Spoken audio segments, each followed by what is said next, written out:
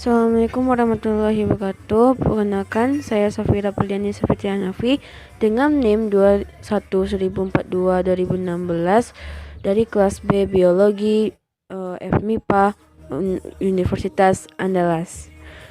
Di video ini, saya akan menjelaskan tentang komponen-komponen dari sel tumbuhan. Yang pertama yaitu dinding sel. Dinding sel adalah lapisan terluar tambahan sel tumbuhan. Dinding sel tersusun atas selulosa yang bersifat kaku dan memberikan bentuk sel dan mempertahankan turgidititas sel. Yang kedua yaitu membran sel atau membran plasma, yaitu bagian terluar sel yang menjadi pembatas antara bagian dalam dan luar sel. Membran plasma tersusun atas lemak atau fosfolipid dan kolesterol, protein, dan karbohidrat yang berupa glikogen. Membran plasma bersifat selektif permeabel dan menyeleksi molekul yang masuk ke dalam sel. Yang ketiga yaitu inti sel atau nukleus. Inti sel atau nukleus merupakan bagian pusat sel yang mencolok dari sitoplasma sel. Inti sel terdiri dari nukleolus, kromatin, nukleoplasma, dan membran inti. Fungsi utama dari inti sel atau nukleus ialah yang pertama sebagai pusat kendali metabolisme sel, yang kedua penyimpan informasi gen sel berupa DNA, yang ketiga replikasi DNA dan sintesis protein, yang keempat pengatur ekspresi gen-gen tertentu. Yang keempat adalah ribosom. Ribosom adalah organel berbentuk bintik kecil yang tersusun atas rRNA dan protein. Ribosom berfungsi sebagai tempat sintesis protein yang dibutuhkan sel dan mengelompokkan membentuk poliribosom.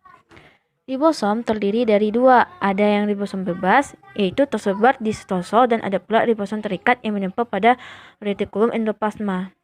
Yang kelima yaitu badan Golgi. Badan Golgi atau ditiosom pada tumbuhan adalah vakuola pipih yang terdiri dari kistema dan lumen. Badan Golgi berfungsi sebagai tempat modifikasi protein yang disintesis ribosom untuk diubah menjadi enzim, hormon, protein struktural, dan organel baru. Yang keenam yaitu retikulum endoplasma atau yang biasanya disingkat dengan RE. RE adalah penghubung membran inti, ribosom, dan badan Golgi yang berbentuk kantung pipih yang memenuhi sebagian sitoplasma. RE terbagi menjadi dua. Ada RE halus yang fungsinya sebagai tempat sintesis lemak untuk hormon, metabolisme karbohidrat, penyimpanan kalsium, dan detoksifikasi racun. Yang kedua ada RE kasar. Fungsinya yaitu mensintesis protein bersama dengan ribosom yang akan digunakan di membran atau di luar sel. Yang ketujuh yaitu mitokondria. Mitokondria adalah organel yang melakukan respirasi yang terdiri atas kristal dan matriks. Mitokondria mengubah senyawa organik yang diterima menjadi energi atau ATP melalui respirasi. Mitokondria dapat mensintesis protein sendiri karena memiliki DNA yang sendiri. Yang kedelapan ialah vesikel atau vakuola. Vakuola adalah segala jenis macam kantung yang terdapat pada sel. Umumnya, yang ditemukan pada suatu tumbuhan ialah vakuola tengah atau tonoplas yang berfungsi sebagai tempat penyimpanan makanan. Yang kesembilan yaitu peroksisom. Peroksisom berfungsi mengubah H2O2 toksik yang dihasilkan oleh mitokondria dengan menggunakan enzim peroksidase. Menurut reaksinya, H2O2 akan dipecah menjadi H2O dan O2. Yang ke-10 yaitu glioksisom. Glioksisom berfungsi mengubah lemak kolesterol dan fitosterol menjadi glukosa dengan enzim glioksisom dan air. Yang ke-11 ialah plastida. Plastida adalah organel yang membentuk makanan pada suatu tumbuhan.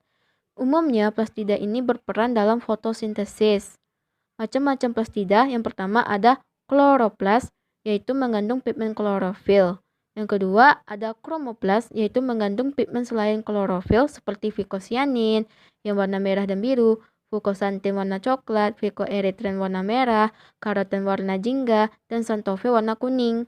Yang ketiga leukoplas. Leukoplas tidak mengandung warna dan umumnya digunakan untuk menyimpan cadangan makanan seperti amiloplas menyimpan karbohidrat, proteoplas menyimpan protein, dan elaioplas menyimpan lemak. Baiklah, sekian dari penjelasan saya. Jika ada salah dan janggal, mohon dimaafkan. Wassalamualaikum warahmatullahi wabarakatuh.